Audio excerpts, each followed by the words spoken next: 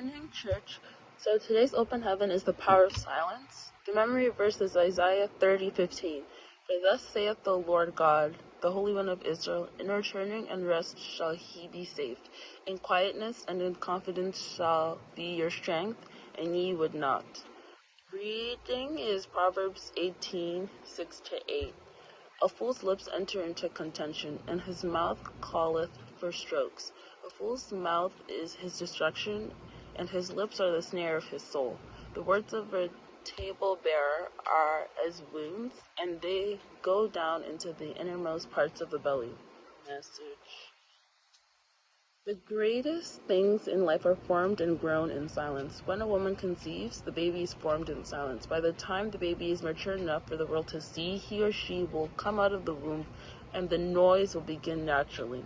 Many years ago, a minister of God came from America to the Redemption Camp, and when he saw how big the place was and all the amenities there, he asked, "Why are you not making a lot of noise about this place?" I told him that in my village, they say that when you light a fire, you cover it so that the flames very well and wind will not put it out.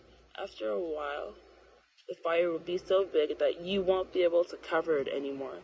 That is when everyone will see it.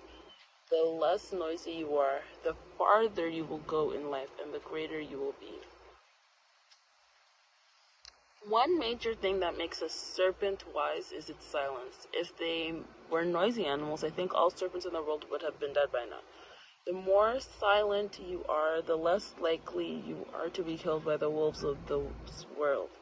The noisy fellow will talk without thinking, but the silent fellow will think before talking. If he does not have a perfect answer yet, he would rather say nothing, so you cannot hold his words against him. It is not every question that you must answer. It is not every challenge that you must rise to. Learn to stay silent sometimes. Respect and relevance in society is that they talk too much.